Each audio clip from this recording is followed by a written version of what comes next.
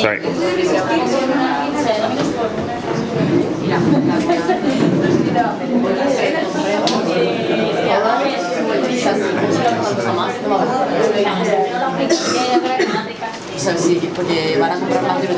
You can sit.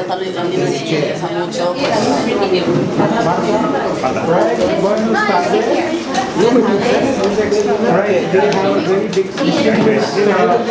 guest speaker this afternoon, Professor Neelkanth Chhaya. I'm sure you all know by name, also probably by face.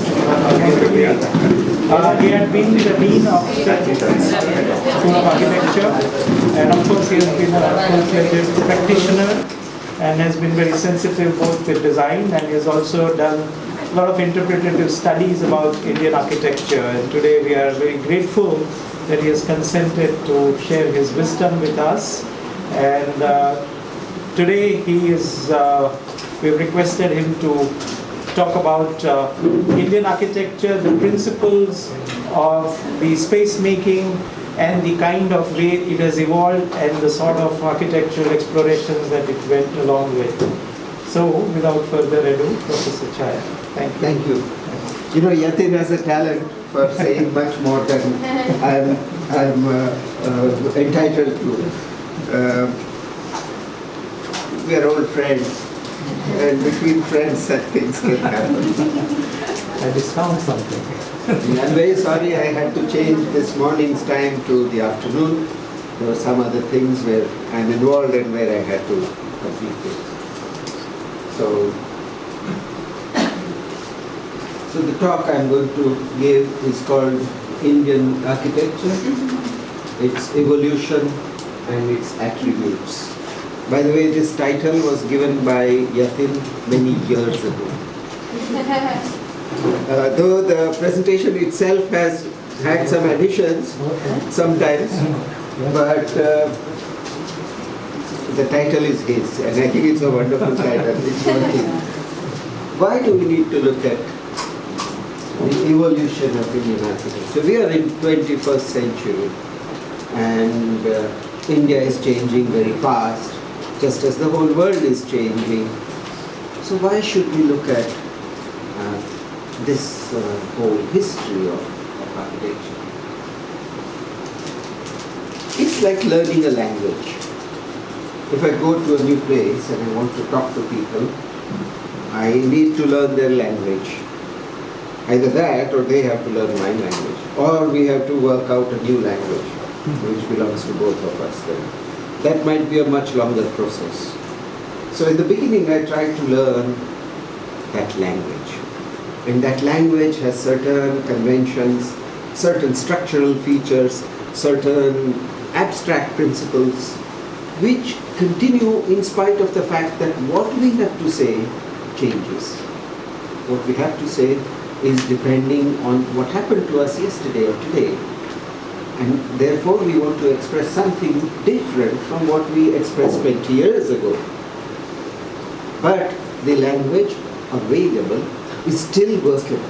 And that's the beauty of a cultural form such as language or architecture. That it's connected to an entire history and a geographical stimulus, to a certain kind of cultural formation, and which was structured into language, into forms of art, into architecture, into music, into dance, all of these. And these are the interconnected expressive modes through which a place becomes a place and not just a space. And therefore when we are working as architects in a new place or even our own place, I, for example, was born outside India and I grew up outside India. And so I have an outsider-insider kind of outlook, because I was outside India in my childhood. And I came here and I realized, oh, my father used to say this, and it's true. And so on. So what I'm saying is, irrespective of whether you are an Indian or whether you are a Spaniard or a German or a Swiss or whoever, when you work in a certain place, it is useful to know the language. And therefore what we are going to do is we will of course have a sort of fleeting historical outline. We'll know very quickly what are the main stages of architecture in India, but that's not really our purpose. Our purpose is to see what do we extract from that which might still be alive today. What is the grammar?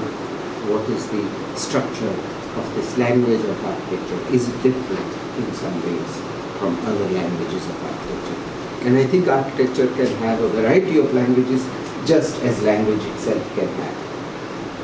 So with that preface, let's start. This is a plan of a place called Mohenjo-daro. It's now in Pakistan. It was part of the Indus civilization, which was a civilization on this subcontinent which almost over 4,000 years ago, they started the project of irrigating. They used the rivers in that area, the Indus, and they found ways of taking that water to the agriculture. And irrigation is always something which organizes society in a certain way. Because in order to distribute water, you have to know who gets how much does it deserve. You have to discuss and decide, and you have to make a social system by which, and when you make a social system, it's also a system of governance, it's a system of relationship, it's a kind of framework in which everything else also happens. And equally architecture. So that here you find an architecture which is based on basically a grid. You can see the grid more or less in formation. The grid is an interesting feature because the grid implies a non-hierarchical space, which later in Indian civilization there are changes that happen. But at this point in time, this is what we see. The next thing we see is the existence of the courtyard as a major feature of the architectural composition, and the shared wall long house. These three features are continuously seen in Indian architecture.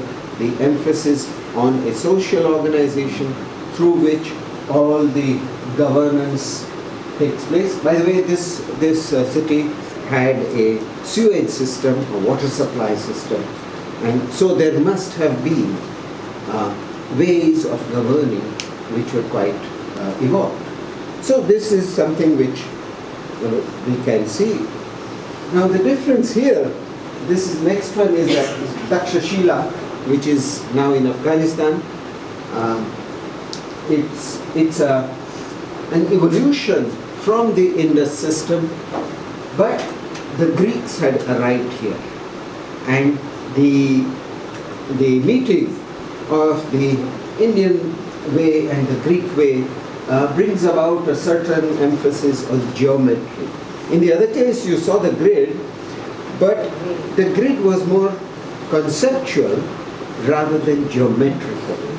And it is the idea, the principle of it, which was more important. According to circumstance, the principle could be adjusted. And this is the Indian way, that in this room you can adjust these chairs, for example. So according to circumstance, the principle of it can be adjusted. In the other case, there is a belief that the concept and the material formation must have the same clarity. And this is what we find in Takshashila. So that's the earliest stage of Indian architecture. After that, there is a gap of some time. We don't know really what was happening in between. The main subcontinental areas, much of it was still forested. The Gangetic Valley had forests. The other river systems in India also had, and the first small kingdoms were coming up. And in that set, the Buddhist by that time, the Brahminical mode had become strong. The Brahmins were the priests, the ritual experts. And so they, in order to make themselves more and more strong, they made more and more and more rituals. Both Yatin and I are Brahmins, so please don't mind. We can criticize ourselves with absolute confidence. So we became people who took from the others and we conducted the rituals. And Buddha came up. Buddha was from a small kingdom in the foothills of the Himalayas in Nepal, where the rivers go into the Ganges system.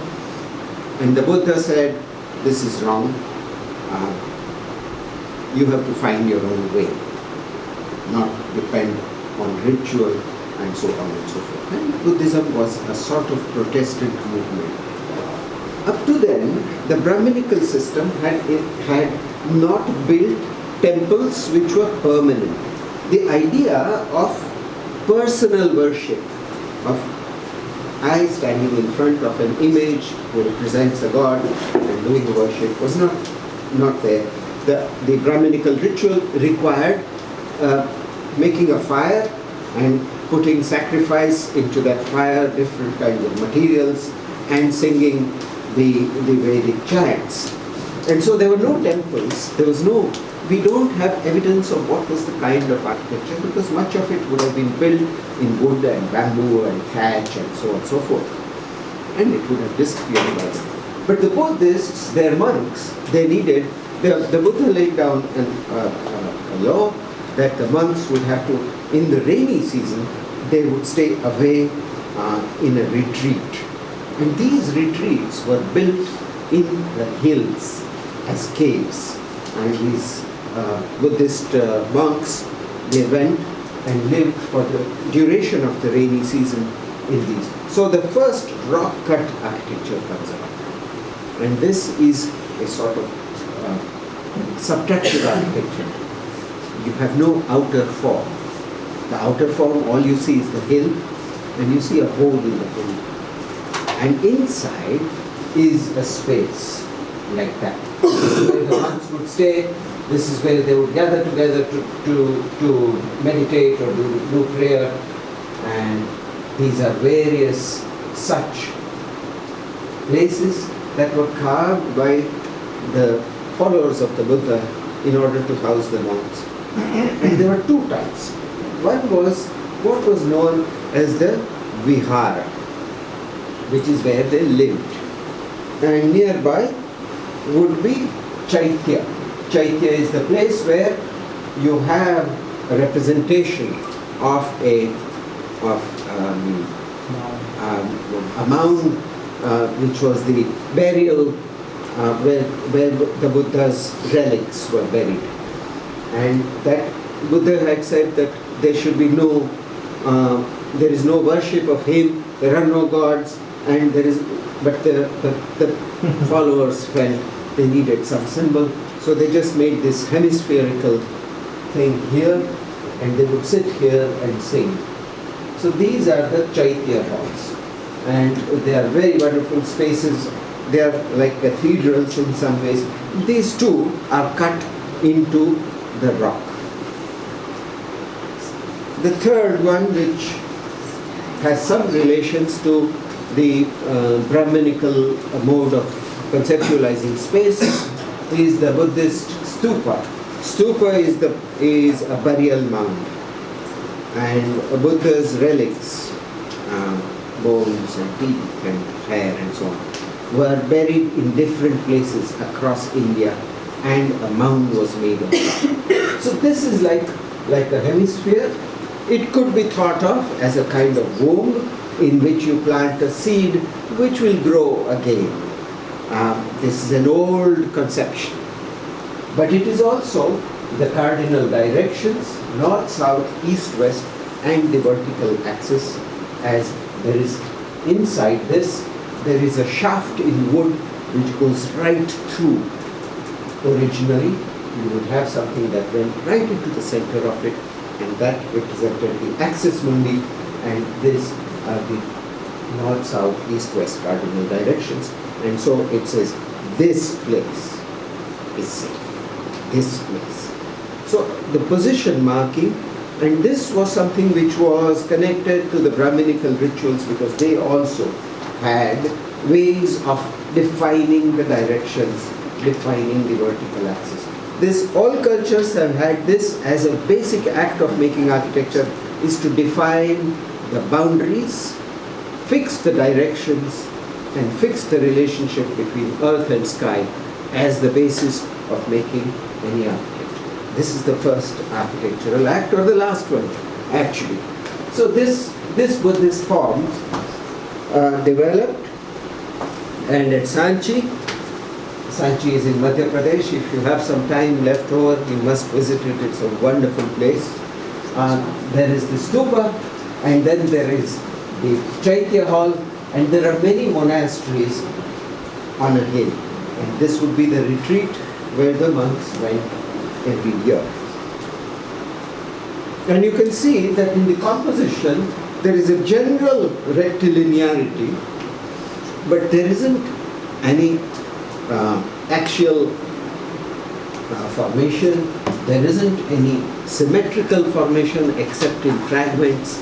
And so this was a much looser, much more informal kind of a spatial layout. So then we come then to the 3-4 major elements which make up Indian architecture right from that time. The first is the pavilion, which we call mandapa in Sanskrit, in all Indian languages, mandapa. That's saying we are open to the 4 directions. We have something above and something below. I am here, but I am connected to everything. And this is most normally a social space. It's a space of enjoying relations with nature and other human beings and so on. So there is the mandapa, and its counterpart is the cave, or the mountain and the cave within the mountain. And the cave is inward. It's completely withdrawing. It is a safe, secure, dark, solid, interiorized space. The 2 elements, the one which looks outward and the one which withdraws inwards. These 2 form the basic polarity with which all of Indian architecture can be explained till today. Till today, I think. I can take Yatin's work and show you all of that. I can take my work and show you that, because it's deep inside us somewhere. So these are the 2 elements. What do they mean? This means a place, a location, and a sense of gathering. This means interiority. It's a void, generating a void. It's a center, and it has layers from below up to the top. The mountain, the base is different from the peak. And the world is imagined to be a mountain. The universe in the Hindu, or most of the Indian cosmologies, is a mountain with 4 sides. And so you have a peak, you have the base, and you have the interior, which is both a mountain, a cave, but also a womb.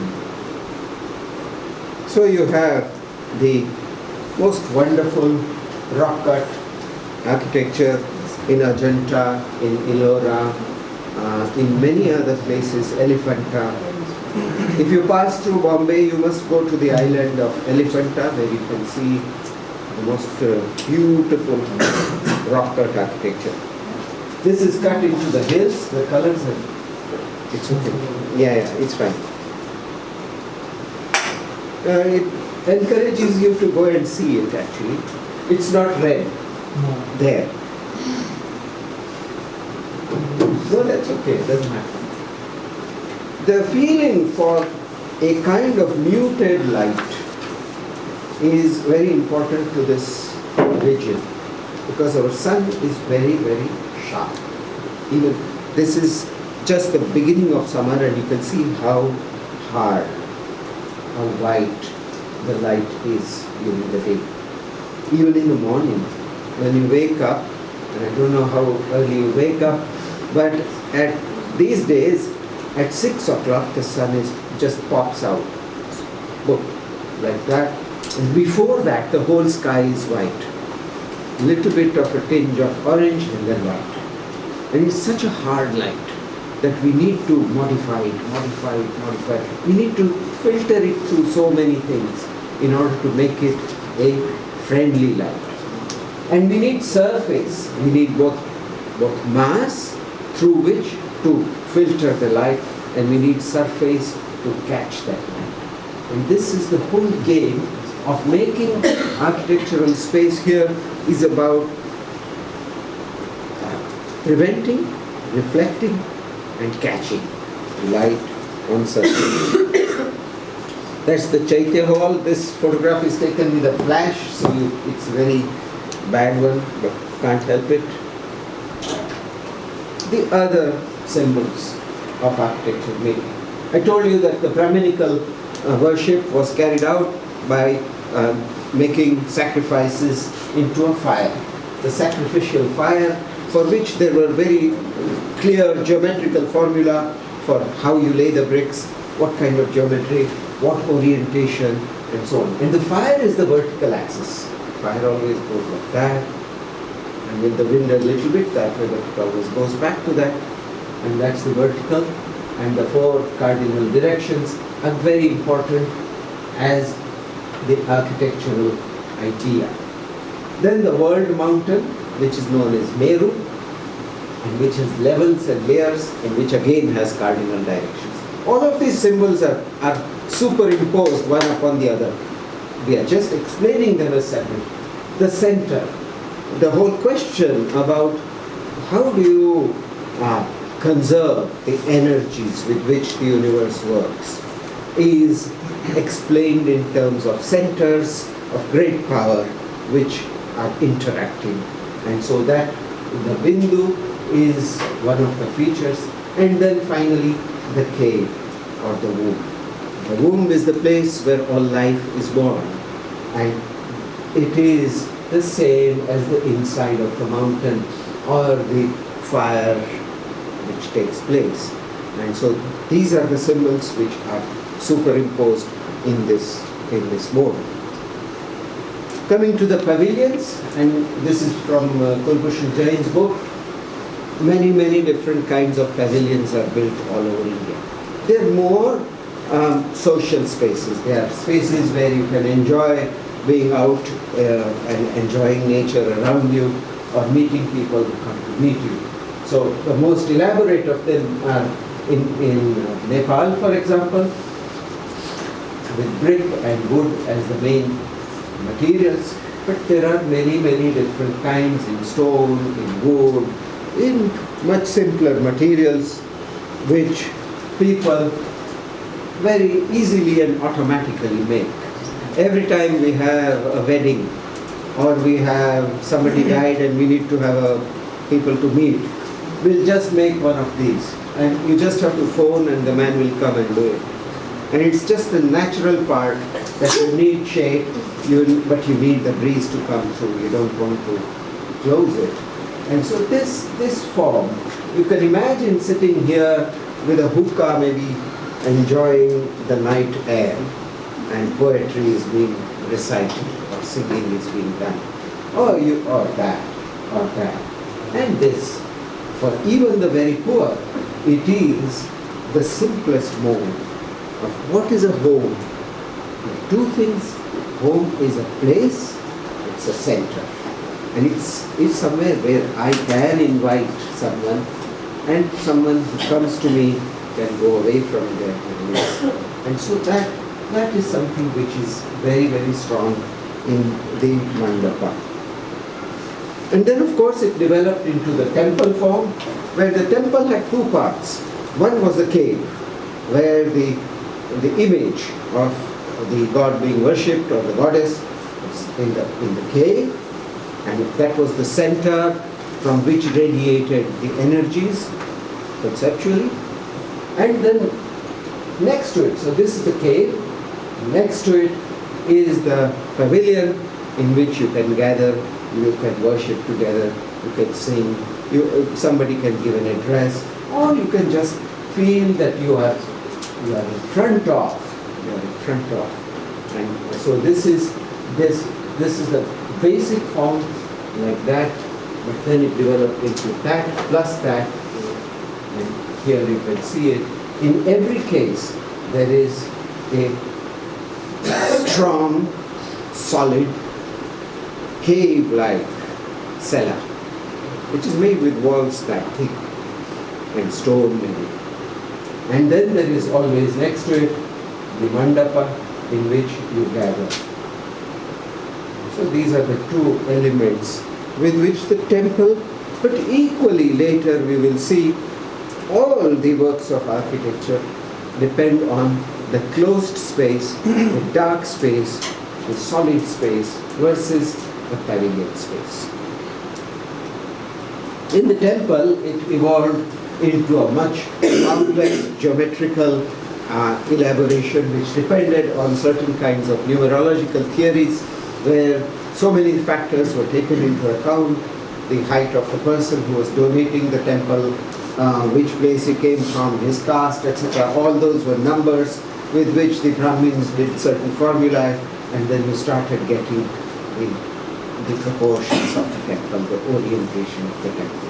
So this is a very complex lore, but the basic principle, if you look at it, is the principle of repetition.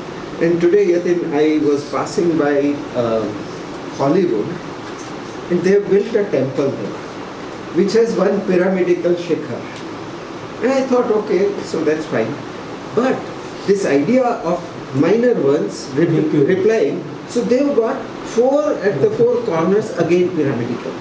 And if they have more time, I think they will put 16 more. And then some, and like the idea that a small part of the big one contains the small one, contains the small one, contains the small one, and they are all the same. This kind of thought process where the basic germinal idea occurs at all the scales, like in a fractal. This is something which you find in the form of the shikhara and in the multiplication of parts in a temple, in the multiplication of details. And it's very, for somebody who is brought up in the Renaissance or Greek mode, it's a, what a busy architecture. It's wild, it's too florid, it's a forest. But it is also, it's an architecture which deals with the subconscious or the unconscious as much as it deals with reason. In fact, it deals with both simultaneously. And reason is in the geometry and the unconscious and its proliferation of the world constantly producing form after form, all of the same type, slightly varying, is something which is going on in the making of the temple, making of architecture. So you must have, when you walked around Ahmedabad, many streets must have seemed to you to be very similar. Oh, I think we passed here, but no, actually that building is different. And then you go somewhere else and say, oh yes, we passed through here. And all the time it's telling you, yes, it's the same, but it's different.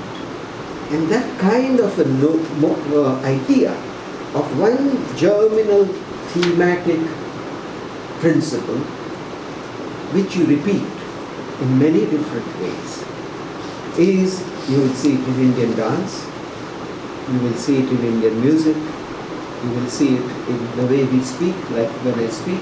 I will speak the same thing in 4, 5, 6 different ways. I've talked about the mandapa about 20 times by now. And no professor in any other part of the world would do that. And so you have this hill, which is like that, and they started carving and they made a temple here. Now what happens with that is that one of the very strong features of Indian space becomes even stronger. The feature of space that I'm talking about is the idea that you are within. Wherever you are, you are not standing in front of an object which you can judge, oh yes, this is well proportioned, no, good, could be a little lower. There's never enough space. You're always brought bang on, and you're so close that you're already inside that architecture. And you will see that this is a feature of the architectural space in India. Even outdoor space will never be made in a way in which you can stand back and take a sort of view. So it can never be an object. It is always something around you, or you are inside it, you are below it, you are above it, you are through it, and you are. And it's that kind of a sense of a bodily connection with architecture that all these other principles build towards. That the mandapa is the space within which you are, the cave as the space within which you go. All of these come together here in a most amazing exploration. So you've got here 3 temples really. That's the main gate, but as you come through the gate, you don't see this at all. You have to turn round, and then you have to start climbing the steps from here or from here. So your body has to change direction so many times as you move through that architecture. You are never walking in a straight line, but you are always choreographed into moving the architecture around you. Rather than moving your body in space, think about it like that you have this and you take it there. The temple will move it to your side. And you get a very wonderful bodily experience of space. You come through, and it's lifted up, you go up, you come into the mandapa, this is the main cella. But there's not one temple, there are 3 temples. There are very many meanings behind this, which I won't go into. But just as a spatiality, the whole idea of movement as the generator of architectural experience and bodily movement as a primary generator of architectural experience is both through the levels as well as through the changes of direction. When you have to climb steps or go down steps, or when you have to change direction, you become more alert about what you are going towards. Your feet, your eyes, your balance, all of these are working together, and your senses are far more strongly aware of space. If you are walking in a straight line, you can forget for a while, because it's the same things. But here you have to, and that is something that the temple tries to do. So that's how it looks like from far. This slide, I scanned these slides from my old slides, and that was done years ago, and my scanner was a very low resolution scanner, and I haven't got around to scanning them again. So you will find sort of hazy slides which you'll have to construct in your mind. This is what we call third world presentation, what we used to call it. So it's very nice.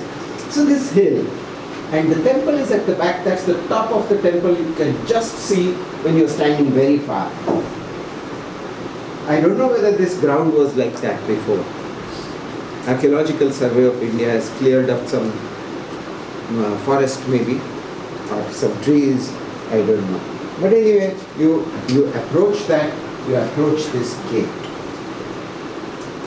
As you go through the gate, you come up against a wall, and the light is coming from these 2 sides. This is a comparatively dark space. This is Lakshmi, the goddess of well-being and wealth, being showered with water by her 2 elephants, sitting on a bed of lotuses. And the whole making of that is almost, this light makes you feel that the petals of the lotus are moving. This kind of a sense that this sculpture was able to achieve.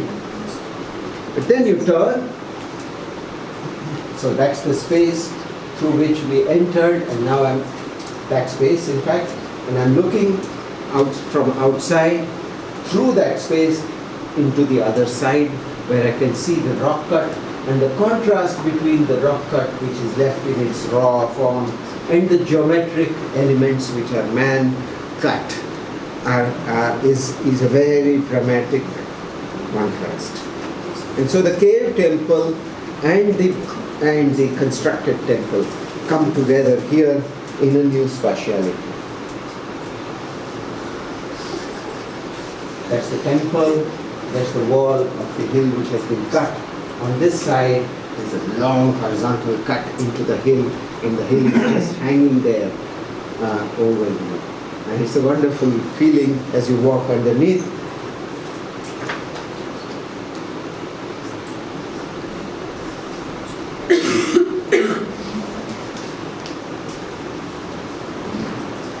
And again, the control over light and how it can quieten you down. Light can make you talkative, spirited, active, or it can bring you to a sort of more quieter state of being. And in the temple, the sense of that quieter mood is very strong.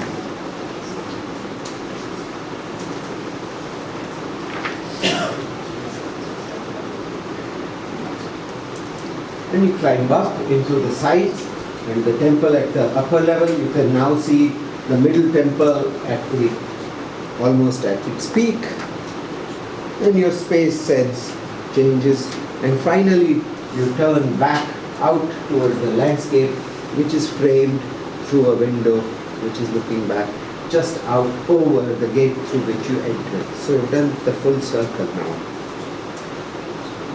So that's one kind of a haptic experience. The other place, which you will probably see, you've already been there, this is the Sun Temple at Modhera, and where it's an entirely, it's a bodily experience. You go down the steps and you see the temple from here, but then you have to walk around and you come very low underneath, and this thing is looming above you, and then you have to start climbing like that and like that, and you go over and you come into this space, and it's a total transformation of the mood in which you are. And the temple is really a way in which the person who comes to worship must be taken to another state of mind through all these sensorial experiences. So since you have already seen it, I'm sure you have felt many of the things which the slides will show.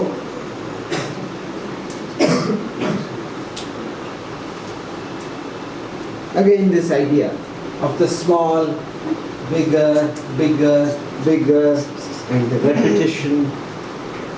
Repetition is something that Indians love. Just keep on.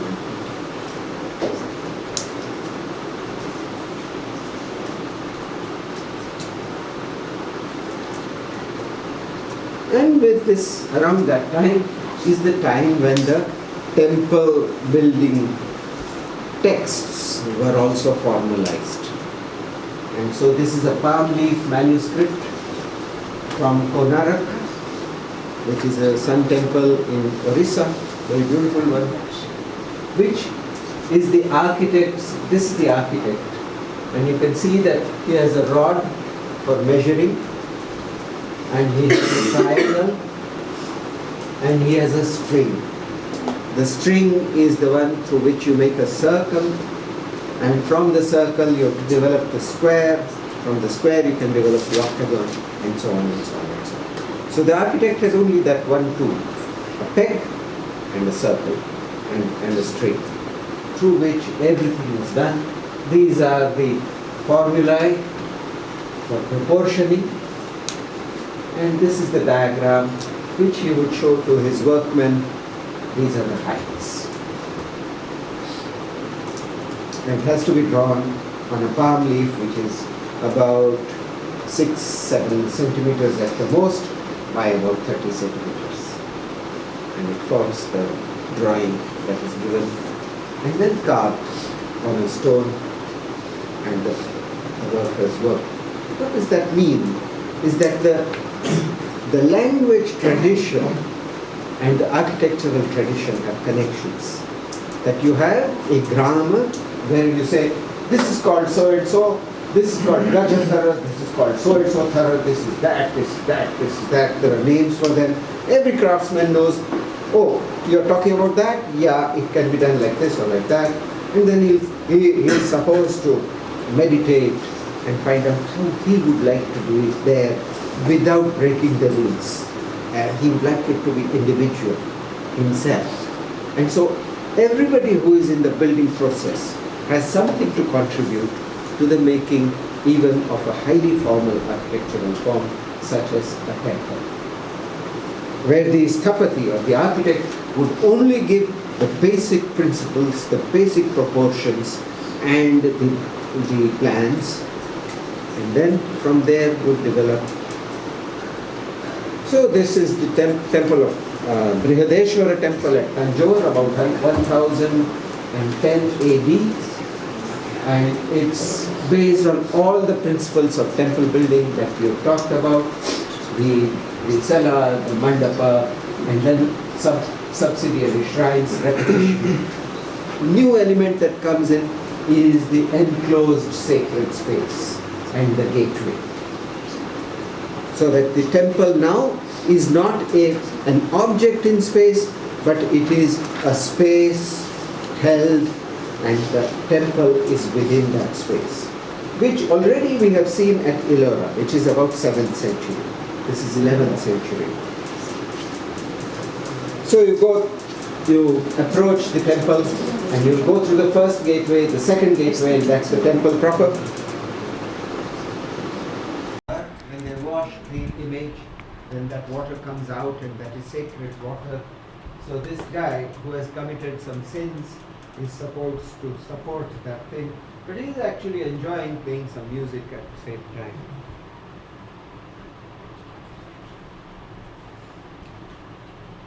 This developed into the idea of the temple city. Please ignore these for the moment. I'm looking at these two. So the South Indian temple developed into an entire city. The temple, and the next layer would have facilities related to the temple. Then the next layer would have places where the pilgrims could stay and the priests could stay. Then the next layer would have a bazaar. Then the next layer, and so on. And we will see this is the temple of Sri Rangam, which is very near, it's in Trichy, from where these guys come. And so you enter gate after gate after gate. And right now this only shows 1, 2, 3, 4, and 5. There is a 6th and a 7th layer. So the first layers are bazaars. They're just like city life generally. And then the next ones become, so we'll just see what they are. So you are approaching the gate. This photograph, this slide was taken in 1975 when they had not completed this. And it was in 89 that some people decided to complete, and they built in concrete because this such a huge, it's over 260 feet high, the Gopura, and they couldn't work out the stonework, so the remaining, but it looks like one of the old ones. So this was incomplete. But you go through the gate and you come into the shopping street, and along the street there are these pavilions in between where the god is taken out on a city tour 7 times a year. And monkeys, yeah, they are part of it. They are even, I saw them here this time.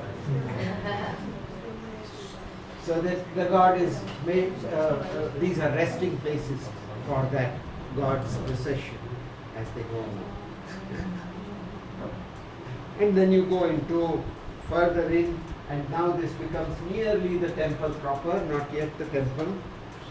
And then this is the street where the priests and those who come to the temple as pilgrims, they can stay there in these houses on the right hand side and on the left now. And then you go further into the temple, next gate, and you have these walkways where the minor temples are situated, and the halls where the discussions can take place, lectures can be given, all of that happens there. Now the temple changes. This is Chidambaram, because only there I was able to take inside photographs. Srirangam they did not allow. So at Chidambaram, so the temple, the innermost part of the temple is dark. And there is a clear storyline above the main circumambulation. So this is where you can walk, and the light comes in from above and from little holes or punctures in the ceilings to the sides, and creates a great feeling of mystery and of concentrated power.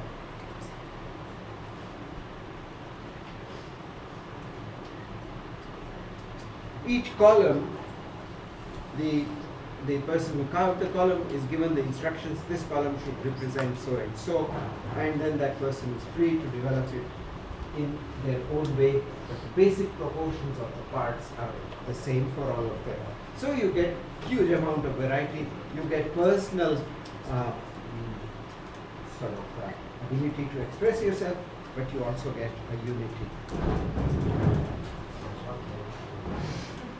Yeah.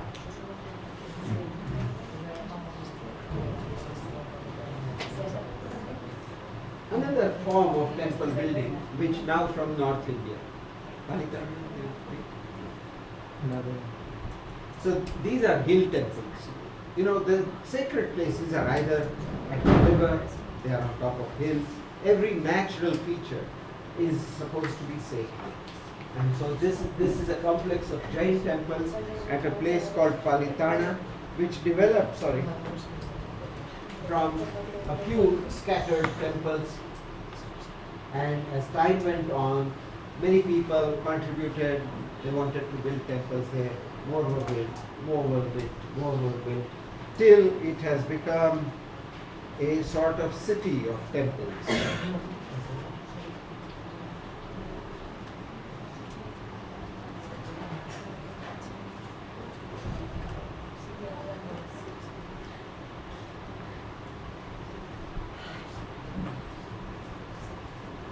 And the same with Banaras. Banaras was built by many, many different separate actions, which is not in a unified thing like our present riverfront project in Ahmedabad. Is a single person's design, a single idea, and the sort of totalizing of the city into one thing. And the traditional mode would have been, oh yeah, you want to build this, you want to build this, but try to be good to the river. And they all, in their different ways, some very good, some not so good, all built. And it became a sort of procession of this kind of steps which lead to the water, the Ganges, and where the boats stand on one's edge, and behind are the buildings of the city, and you can come down to the river. And each part of that bank is different. So now I'll just talk a little bit about houses. What is a house in our way of thinking? Basically, if you look at the pavilion and the cave, and if we apply it to the house, the cave is where what is a family, or what is living? Living is producing things, and storing them, so that your next generation, or when you have difficulties, you have something with you. So human beings like to store things, to stabilize life by having something which you have created, which will last for a longer time, and which you can keep. like gold or food originally. You produced on your farm and you stored food for the whole year, like squirrels do. And then human beings started saying, yes, food, but food can go bad. Let's have gold. And so they all said, then they said, but I also want to remember my grandfather because he taught me something. So I want the grandfather there. So the cave is where whatever was produced in the tradition of that family, it is lodged there. But the cave is also the womb. And so the birth of a child, a new child in the family, the mother goes into that womb and she gives birth there. And for the first month or so, she lives in that room and she is given her food. Everything is given to her there. And she only has to come out for a bath at times, but otherwise she has to be happily with the baby all that while. So that's the womb house. So in almost all over India, you will find one room which is solidly built, which has strong doors, which is a wall on which all your food and all your valuables and all that is displayed, but it's always closed. You only show it to your friends or your very close relatives, and that room is closed. And that's also the place where the child is born. And then so that is this one here, or that one there. Whether it's a poor person's house, the poorest person's house will have it, and the rich person's house will also have it. That last room, which is the cave. And then in front will be the social space. So we might start explaining the house as basically consisting of three parts, or originally two. The space in which the wealth of the family, the sense of the family is made permanent, is stabilized. And the space of social interaction where you will be together, you will carry out your family activities and you will invite outsiders. But they will have to ask you before they come in. And this will be the space where you will receive. And it's through these interactions that something will go back into this. It's because of this that you can do the interactions. And these two interrelated of the stabilization of time. What are you doing when you have money or gold? You have overcome time. The circumstance may be different, but you always have something. So that kind of thing.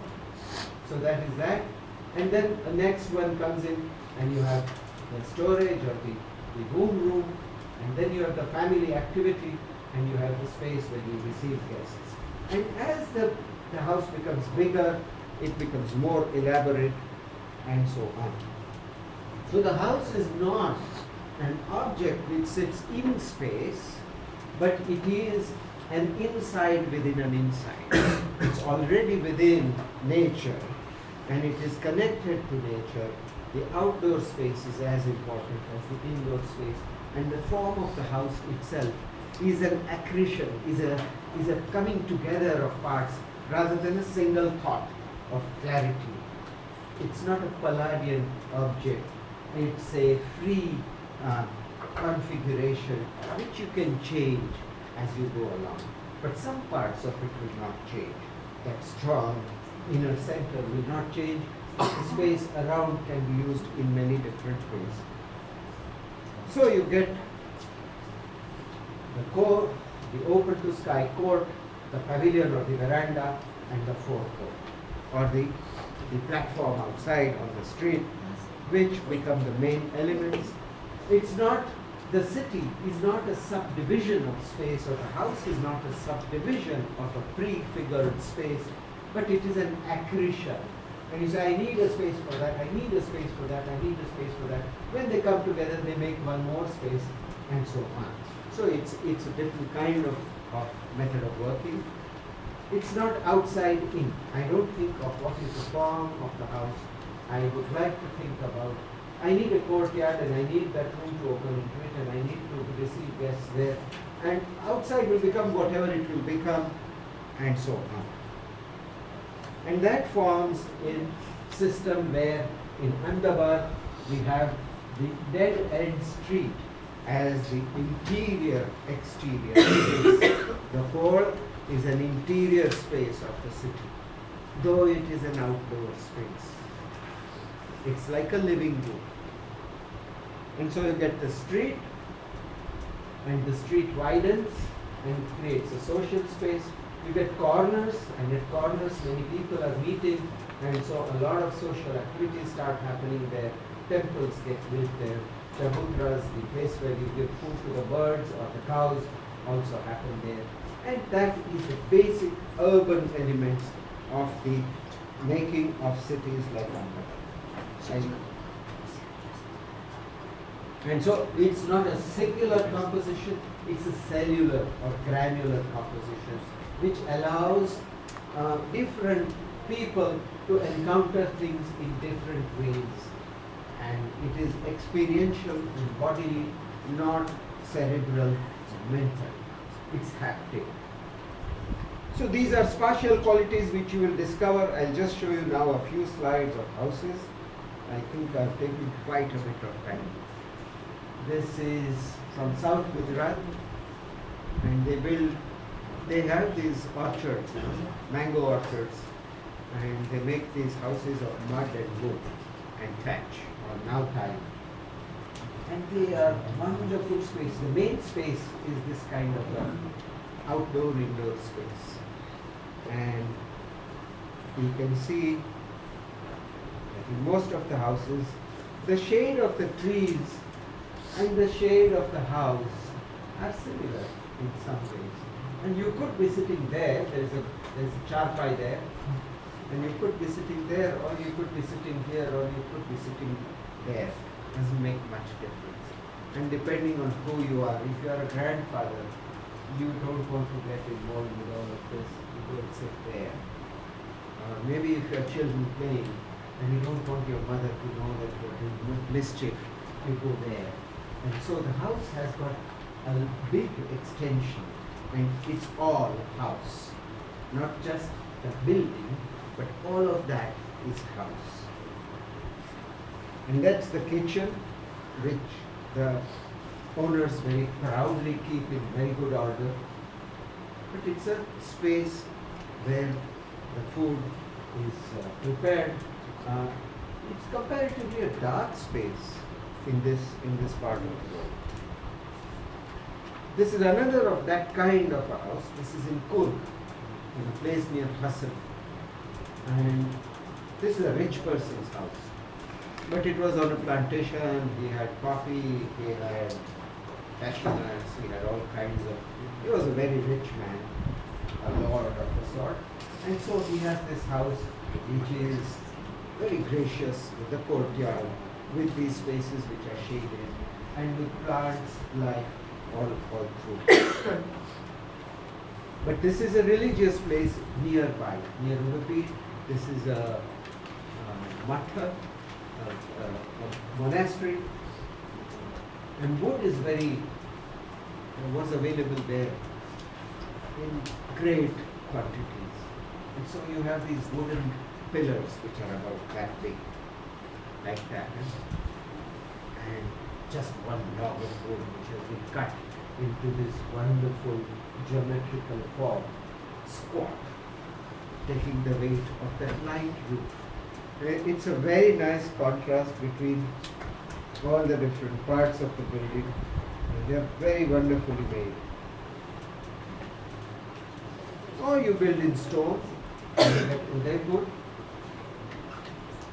and you get, whether it's a palace or whether it's a small house, they're all built in one language, similar material. But the king can afford much more elaboration. The ordinary person will build something simple, but the principles of the courtyard, of the pavilion, of the rooftop, of the ground floor, all of those remain the same. And the streets, again, are not straight lines. What happens when the street is not straight? You get these corners where you can wait and hang around and meet your friends while the traffic goes by. Or you can't see everything, and you run into somebody, You know, in the straight streets, you can see your, you know, somebody whom you owe money to coming from very far, and you move away into a shop and start pretending to buy something while that man passes. In these streets, you can't do that. The whole idea of the city as encounters where you don't know what's going to happen is happening in these streets. Actually, it happens because of the topography, that the street needs to go around, but they want to work with only right angles, so they do this and it's like those, you know, repetitive actions that we Indians are so fond of. Jaisalmer, which is in the desert of Rajasthan, palace, I mean a fortress, a fortified city.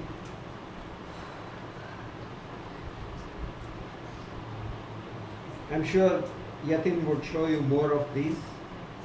So I'll just take a little while to say the principle of the house, the grammar of the house is street, the space in front of the house where outsiders and insiders can both share the platform.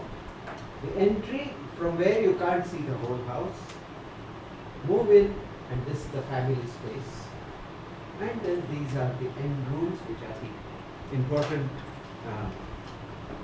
that core room that I talked about, and a staircase which takes you to the upper levels, which are then usable in different seasons as living spaces or sleeping spaces in the day or in the night. And it's a sort of system of stonework which is almost prefabricated. That you get these panels of stone, and you can tell the man who is selling you, I want this kind of carving, and he will do it for you.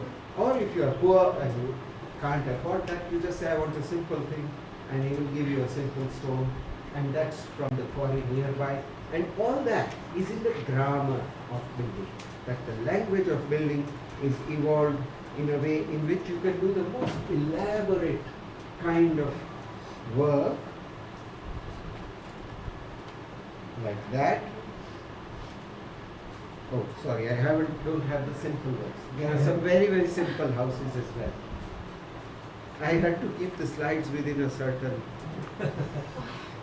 Okay, so now then there is the another stream of art enters into India, just like the monkeys have entered into our consciousness now. And the Islamic thought process comes in. Just as it came into Spain, the Moors came, they went west, and they came to the east. They came here first, of course. They came to you much later. So, Islamic architecture is an architecture of geometry and absolute precision, clarity of concept and form. What are the two major concepts of space? One is the concept of direction, that the mosque will always tell you which is the direction of Mecca. And the other is the tomb, which in India is a very important building type, where somebody is buried, some important person, some great saint or king is buried there. It says here. So position and direction are the two things that Islamic architecture is constantly working with. And its tool is geometry. So this is the Juma Masjid at Ahmedabad and the King's Tomb, which is next to it. And it's a wonderful translation of this principle into a mode of building which was local. The craftsmen working in stone, working in brick, had evolved these kinds of columns, kinds of decorations, grills, shading elements. All of these had evolved for maybe 300 years before Ahmad Shah built Ahmedabad. And you can see similarities at Modhera, at other temples which were built in that time. And that is beautifully turned into the new use. And so you find, so that was one example. On the other side, I would like to take the mosque at Gulbarga, which is in the south, and where the tradition of building in stone and plastering, whitewashing is more like the tradition that the Islamic builders brought to Spain, because it has this whole vault making, dome making, and this kind of interiorized mosque. The Ahmedabad is the open to sky mosque, but Cordoba, for example, is also an interior mosque, and this one is also so. I wish I had a slide of that. It's the most beautiful space. But they developed in each part of India, they developed a different way of making the mosque, using the traditions of building the materials which were already prevalent in that area. And so it was a most important fertilizing moment in Indian history. This is at Sikri, the Juma Masjid, and the tomb of Salim Chishti, which is built in marble, is much more florid, and the tomb of the Queens, which is a much simpler building. But you can see here that again, that sense of a modified light, all that has not gone. It's still there, and it's still working with the climate, with the kind of light conditions, temperature, etc.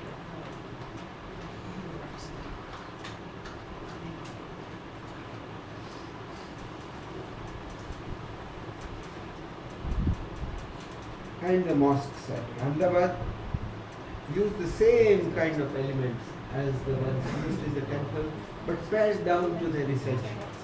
And you get this tremendously silent, beautifully elegant, very quiet space in the mosques here. And that's because of the light and the geometry. This is in Chapaner, near Chapaner in fact, the tomb outside.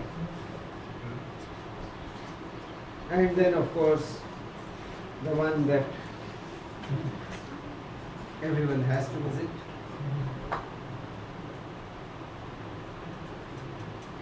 The historians have investigated what this garden was like. And one very interesting thing has been found, that it was not planted with this kind of tree. This was done by the British archaeologists. They thought that there was a sort of Persian garden, and they didn't know what Persian gardens were. This was full of fruit trees, where you could hear birds. And so, what would have been the experience of the Taj? You came to this gate, you entered through this gate, and there in front of you was this wonderful thing in the distance. In the middle were these trees. Then you went down and you were inside the forest. You couldn't see anything. You could hear the birds, you could smell the flowers, the fruits perhaps you could see, maybe you could pick one if nobody was looking. And then you went through that forest. And then you climbed a staircase inside there. And suddenly you came to this opening up of space, and then the river was visible. So again, it was not a kind of sheer geometrical precision and the order of axial art, but it was an experiential thing which today is gone. But you can still feel it as you come near the building, because the horizon line and the buildings, they work together with the floor and the sky doing something which is most unusual. And at Fatehpur Sikri, now this is brought to a much richer compositional level. You should study the plans of Sikri, and you should try and see what would be the experience of space. Always it is not in Sikri again that will happen, that you never see the building from far. You are always inside a space. The moment you are into a gate, you are brought into a space where the buildings are near, and you are within that space. You are held by that space, and you see other buildings framed by the profiles of these. So you are walking between, you are walking under, you are walking to the side, and it's always an haptic experience.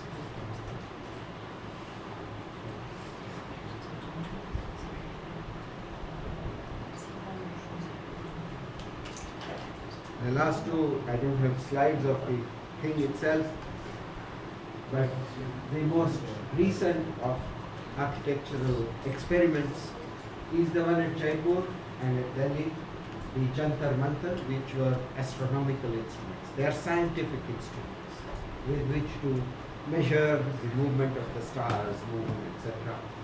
And you have these wonderfully sculptural, huge devices. This is an observatory. This is a place of scientific observation, not of religious belief, and yet the same kind of a passion for creating a sensuous experience persists. Thank you very much.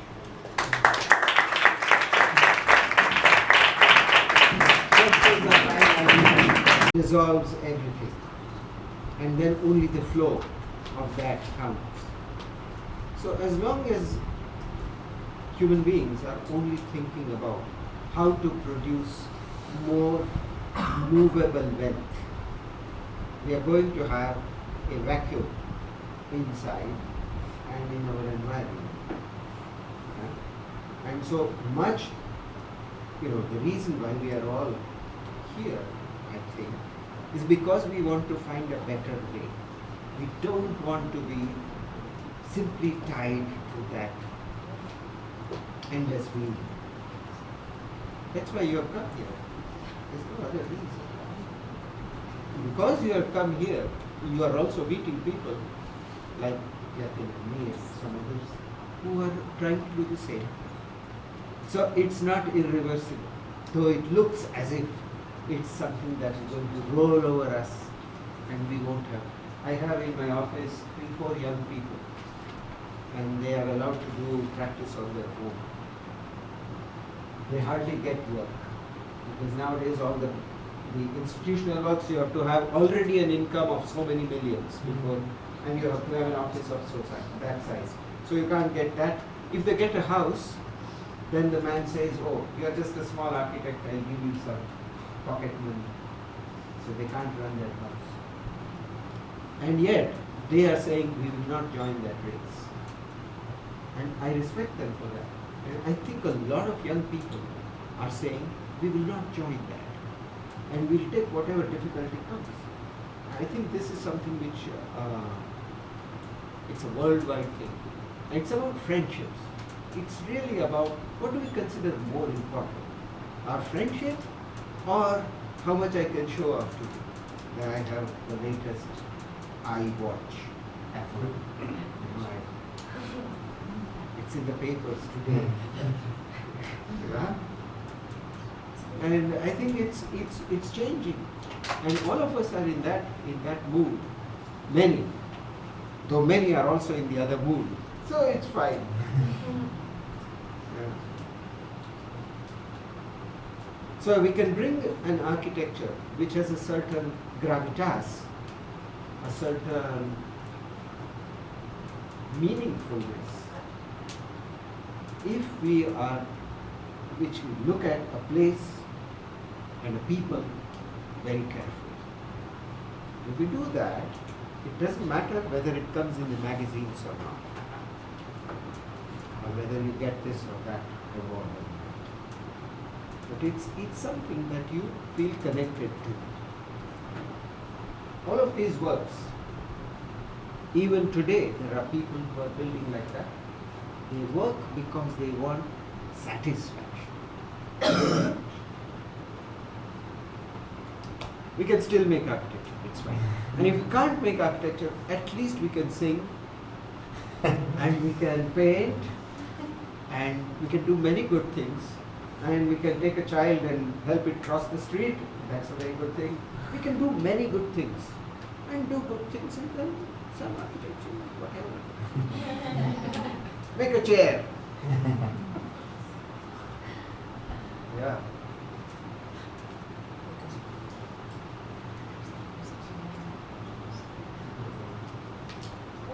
thinking of interviewing you, but maybe we can just ask the question. So Yes, thinking sure, of, sure. as well as 3 minutes. So, Yeah, he has one more question before we Yeah, start. okay. Yes. so why is there a wide gap between nature and architecture? No, there isn't. So there is. Architecture so is most of the made by hands using instruments. Right? We have to use a planer, we have to use a chisel, we have to use things. But so architecture doesn't necessarily look like nature, but it tries to be a response to nature. When you make steps on a river, we could have made steps which were like that, like water. We didn't. We made straight steps. Huh? But that doesn't reduce the relationship between the water and the step. What came in between is the mode of not thinking about nature at all and of thinking about only the object that one is making. That is something that happened in the last 200 years. We tore away what we were designing from where it was. And therefore we started making objects which have no relation to nature. Then we started feeling, then we came up with this thing about biomimicry. Why should there be biomimicry? I have a biological body. That biological body is equipped with a brain which works in a certain way. I have devised over hundreds and thousands of years instruments with which I can work. And I have seen astronomy, I have seen physics, I have seen geometry. Why? Why should I be like a snail inside? Simply because a computer will allow me to be like a snail. This is a question which to me, do you want to be swallowed into a building or do you want to be freed by a building? And I very much prefer the simple pavilion which frees than the complex tunneling that a biomimicry architecture does. The biomimicry architecture only says, hey, look at me, see what technology can do. Yeah? It doesn't say follow nature. Things which work with nature need not look like nature. We have built boats for thousands of years which have worked with the water. They have to, otherwise they sink. They don't look like waves. They look like boats. Because we know how to make boats. We've learned how to make boats. We've made roofs. We've made so many things which we have seen in relation to our bodies and in relation to the land, in relation to the sky. And we have seen that the body is centered in one place. It has the right and the left. It has the front and the back. So it has got 6 directions. This instrument is an instrument of geometry. Suppose I say that. And nature is, my response to nature is to stand up, not to crawl. You understand? Therefore, human beings, the Greeks had to do it. Every single civilization had to say, we are working with nature, but we are humans. And we make in a way which reflects our body. Think about that. So one more thing. Whenever something is built, it is creating a problem for some or the other ecological cycle. Some or the other biogenic cycle. So it depends on the proportions. There is no natural process which is not destructive of another natural process. Suppose there is a fish in the sea. It eats another fish and it excretes something. But there are other processes which will use the waste and it's a continuously dynamic process.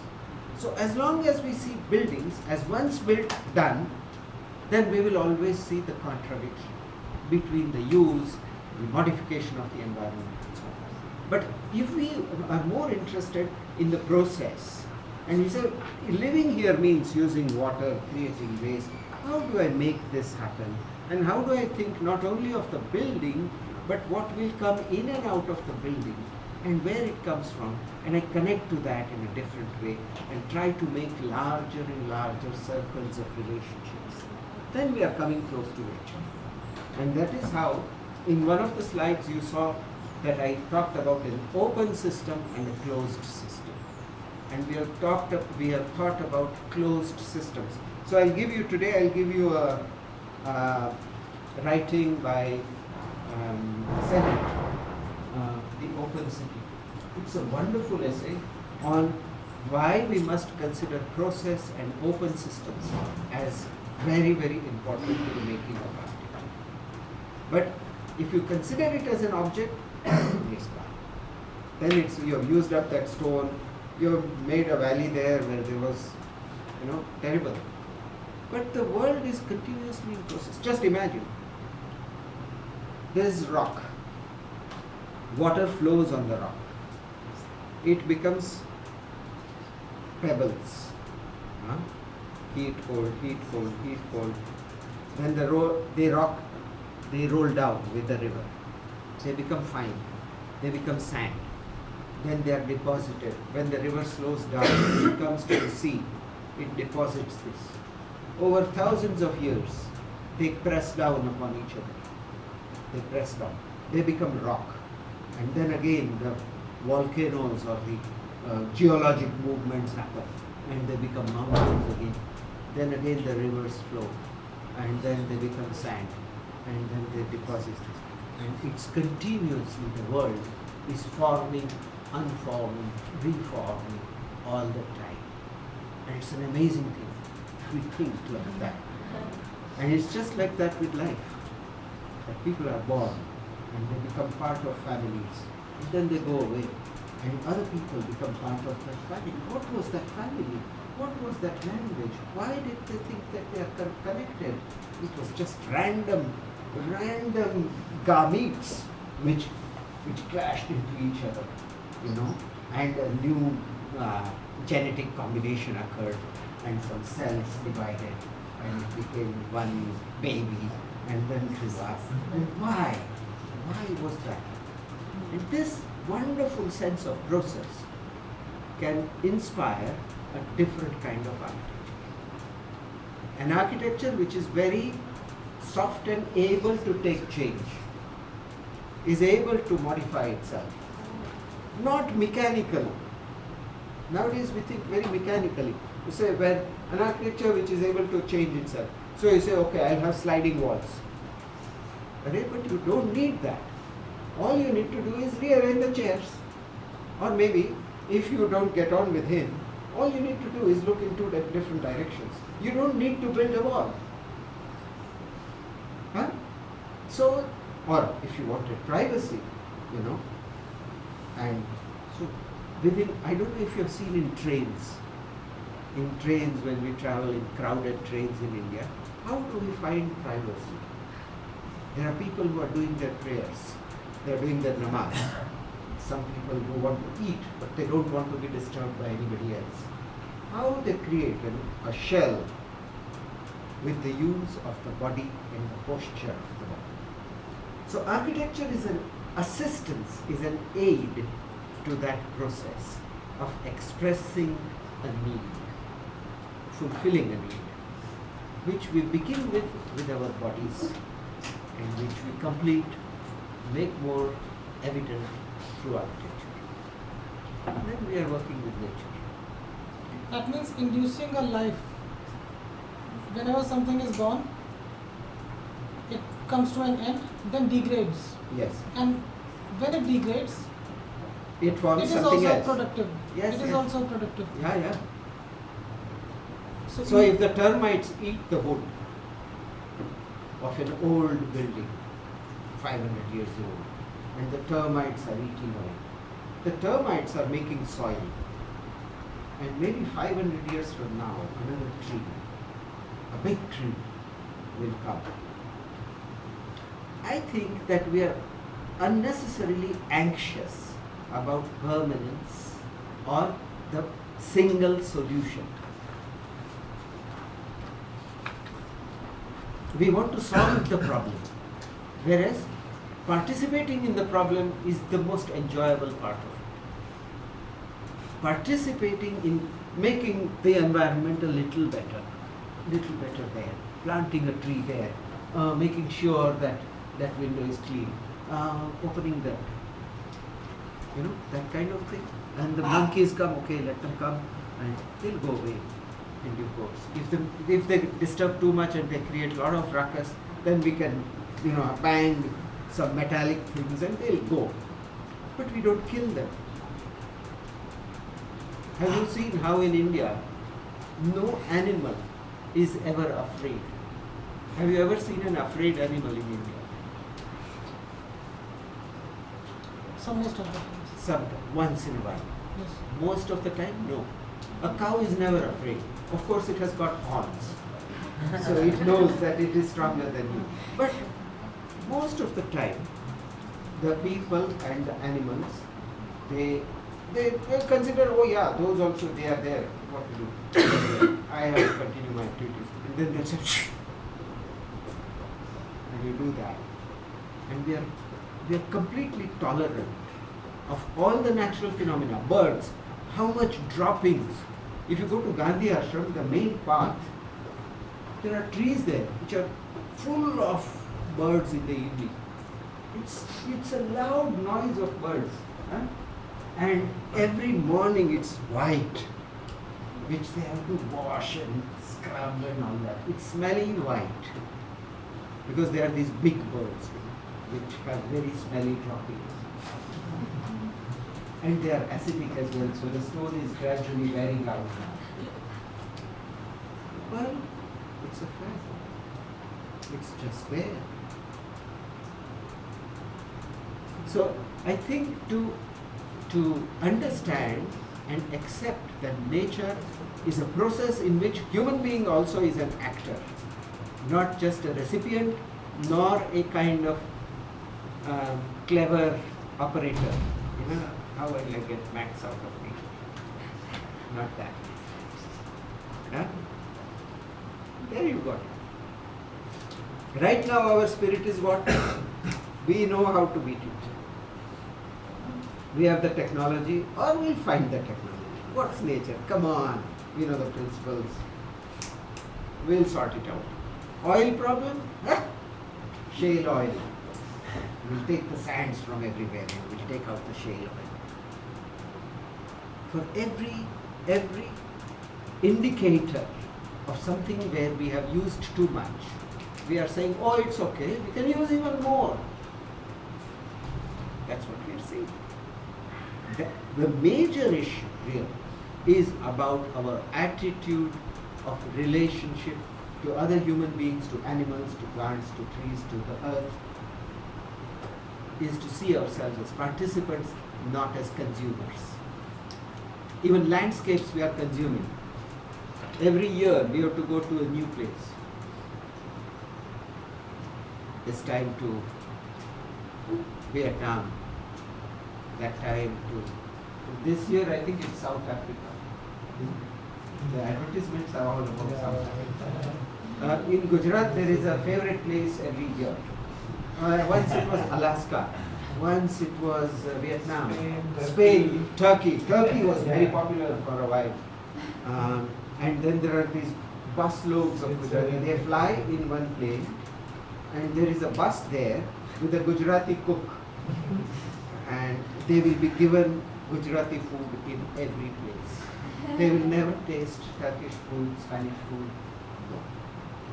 They will taste Gujarati food. They will only take photographs of themselves in Madrid, in Barcelona, and they will come back and show their friends, I've been there. Right? So they are consumers. We are consumers of landscapes. All landscapes, they're all wilderness. See how National Geographic, Discovery, all the channels are making nature itself as a source of entertainment. And see how they say the rivalry between the lion and the so and so. And they make these stories about nature being almost human, you know. And these are all ways in which we become better consumers. And in architecture, the same thing. We are becoming better and better consumers of products which architects use. Now we like to do certain kinds of finishes and more different kinds of finishes and so all the time. Every year there has to be a new style. These are all very important questions. We can go on that. Yeah, you want to do those? Yes. No, but just because some of them you already responded. Maybe I was thinking about how all these things you were saying, like we live in a system, in a market system that we cannot, actually I don't know if we can escape of it. So from your point of view, should we set apart from that or establish ourselves apart from that like actual current, or should we hack it from inside and try to change it? Is It's it a possible? personal choice. It's a personal choice. Some will have to become revolutionaries and they will fight openly. Some will be from outside, they will look like they're part of the system, and they will be inside, they will be doing things to that system. And some will say, okay, let me use it the minimum. And most of us will have to say, I won't use where it's possible now. I will not depend on that system. I will do my own work. I will do everything that I need to do. And there is a dignity to doing that. Like in most of the major spiritual traditions, it is thought that cooking your own food, washing your own clothes, cleaning your own room is a wonderfully dignified human thing to do. And we have taken out that labor because we have come out with labor-saving devices, vacuum cleaners. And so you are spending, what happens? All those things cost money. In order to get that money, you have to work more and more and more. And so all your time goes in working to buy those equipment which you need to save time. The time which you save, you have to work, and then some time you get for a holiday. It's a wonderfully mad system. And if I reduce my needs, which is what Gandhi said, if I reduce my needs, I can save time. So some of us, many of us, might want to do that. And the tougher ones might want to become revolutionaries, and the mischievous ones might want to become hackers. It's funny. Also, when talking about all these processes in the cities, how we can modify things and everything, for me, has a lot of things to do with informality and how things set apart from what is established. Yeah. So, how should our position be in terms of that informality? How should we like try to like plan that informality, or is it a contradiction to think about it as something we can? It has to be done by people. Yeah. Yeah. So in Madrid, for example, if you go to that square where you can have a meal in the evening, and then after, I think, 10:30 or 11, you are not supposed to sell alcohol. And there are these people who come around with bags and they sell you expensive beer and things like that. Now that's a form of informality which developed in response to a formal system. And informal things are best when they develop rather than are set in place. But we can give the conditions, and the condition was an open space where people like to be there, and they didn't realize that there is a time limit. And so the time limit came, they still want to sit there, they still want to have some fun, so something else happens. And everywhere, in every society, there are the germinal elements of informality, which doesn't necessarily have to be illegality. But the legal system is made by us also. So we have to ask whether we need so many laws and how much of it do we need. And I think societies are also beginning to do that. Just now I met a professor from Bolivia, and both of them, husband and wife, they have been working in Bolivia for many years and doing research on projects and all that. And he was saying that in Bolivia, this new ruler, he's quite famous. He comes from the Indian tribes, and he's completely against domination by the corporates and the market. So what he has done is, he said, we will not use the word development. Because development means like I will hang in front of you, see that's where we have to go, so you have to work, and I'll take you there, and vote for me, and all of that. And the money and everything is connected. So there is no need for development. There is only need for a good life. Not a need for a better life. They banned the word better. They said we want a good life, we don't want a better life. We don't want development, we just want a good life. So how do we make laws which make me have a good life? Now that's a very interesting new thought in this kind of a process, where you are saying development is something which is generated by people rather than imposed as a goal. And automatically you have a need, so you try to get it. But it's become the mantra with which you can seduce populations. And I think these are the kinds of things which many people are now beginning to think. It's quite a hopeless period and a very hopeful period of history. Okay, thank you very much. Thank you. I leave on your computer an article by Richard Sennett. Please read it. It's a very nice one. It's to do with architecture.